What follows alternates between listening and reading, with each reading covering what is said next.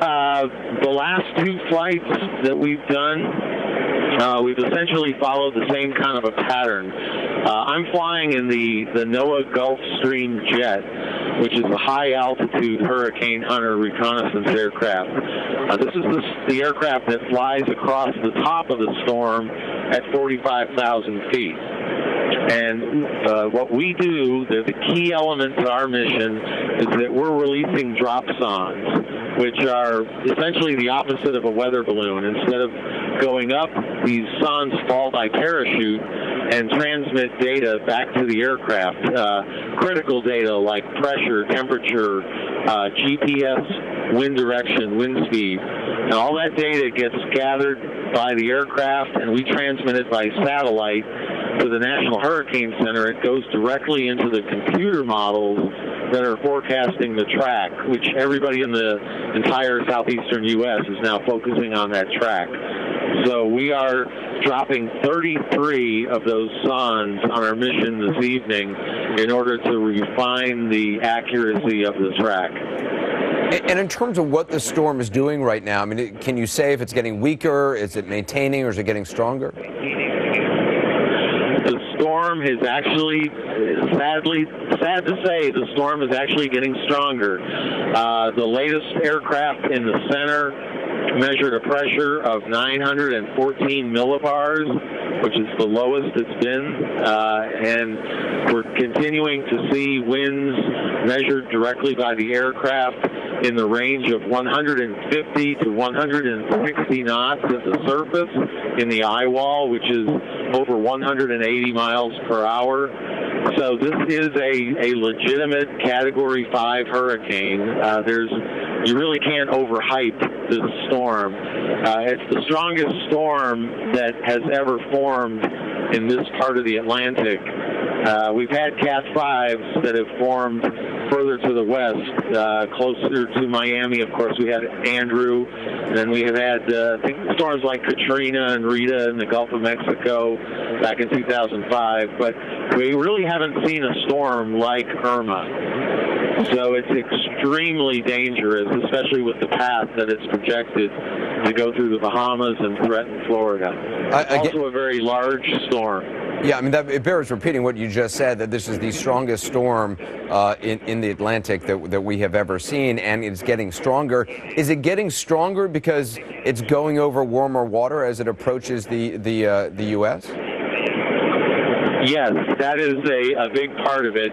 Part of it is the upper level environment around the storm, and that's exactly what we are measuring right now with our Gulfstream jet. Again, we're up at 45,000 feet, getting a full profile of the atmosphere from that altitude all the way down to when the sonde splashes in the ocean.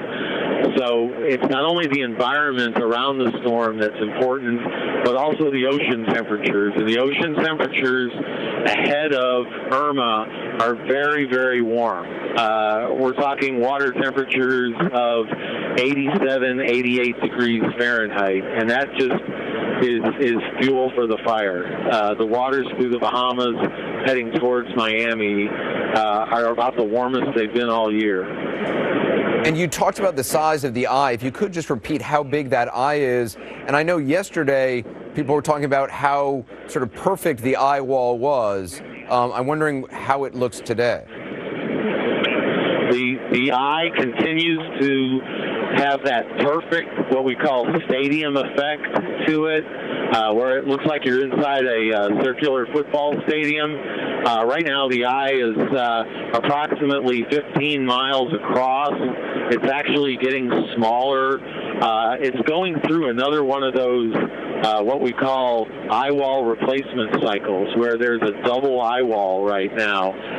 That outer eye wall is forming that has a wider diameter than the inner eye wall, and it's contracting in towards the center. And normally what that does is it actually weakens the storm briefly.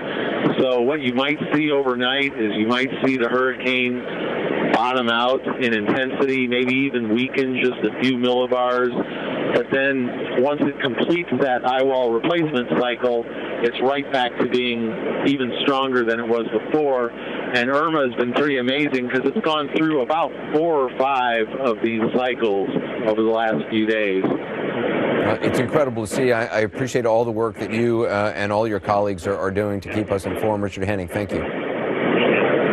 Thank you. Thank you, Anderson. I want to go now to Miami Beach and Mayor Philip Levine. Mayor, do you feel that the Miami Beach is prepared for whatever comes? Anderson, this is one of the most powerful storms in the history of the Atlantic, as your folks have just told you. I think we are as prepared as possible at this point. The county just declared a mandatory evacuation. I've been telling our residents and our tourists as of yesterday, get out of Miami Beach. This storm is a nuclear hurricane. So we are putting in pumps, we're putting in portable pumps, portable generators. We've been offering sandbag to our residents so they can fortify their houses. But starting tomorrow morning, it's a mandatory evacuation. We want people to take this seriously and get off Miami Beach, including residents and visitors. How easy is it for people to get out if they choose to tomorrow? Well, we're going to be offering all types of services, Anderson. We're going to have buses to take them off, trolleys. We have an entire protocol and program put together. We're working with our seniors, our homeless community, and of course our special needs folks have already been under a mandatory evacuation. I think as of yesterday is when that was called. So we're going to do everything we can, and of course we're here for our residents, and we just want all of them to be safe, and that's the mandatory, the most important thing. I know, Miami has learned from past hurricanes, from past decades, and building codes are very, I know people that pride themselves on the strength of the building codes there. Just in terms of a Category 4 or Category 5, can buildings safely sustain that? Are they built for that? Well, like one of your experts said, since Hurricane Andrew, the upgrade and the protocols for the construction are much higher. They're supposed to. But it doesn't make a difference. You can't take chances. We don't want to be sorry. We want to be safe. So folks should listen to this absolute mandatory evacuation, and they should leave Miami Beach. Now, of course, I'm going to be there. Our team is going to be there all the way through this entire storm, and we're doing everything we can to protect our residents and, of course, the property. About how many residents are in Miami Beach who you would like to have evacuated? Well, I'd like to have all of them, but it's almost a little under 100,000 people, and that's not including our tourists. And we're getting them out of the hotels right now. I had issued a letter today before the mandatory evacuation saying, please, I urge you to leave Miami Beach now. This is not a game. This is serious business. If somebody is staying for whatever reason, how many days do you advise that they're able to be self-sufficient in terms of food, in terms of water?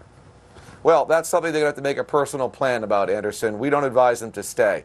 Now, what's going to happen is, as this storm moves in, and hopefully it doesn't, but it looks like based on what the experts are showing us, with a 300 or 400 mile diameter, it is so wide and so big that, I mean, the state of Florida, the width is only 140 miles across. This will envelop the entire state. We're telling them that services will be reduced to next to nothing as this storm comes in. So I hate to say it, but you'd be on your own if you choose to stay in Miami Beach, because we will not put our first responders, their lives in danger while this storm hits. Well, Mayor, I appreciate your time tonight and wish you best in the coming days. Thank you very much. Thank you, Anderson. Coming up later, we'll speak to the mayor of Miami-Dade County on how residents are getting ready for what could be a catastrophe in just a matter of days. But first, the stunning deal that President Trump made with Democrats today. How it happened, why, next. Knowing where you stand has never been easier, except when it comes to retirement.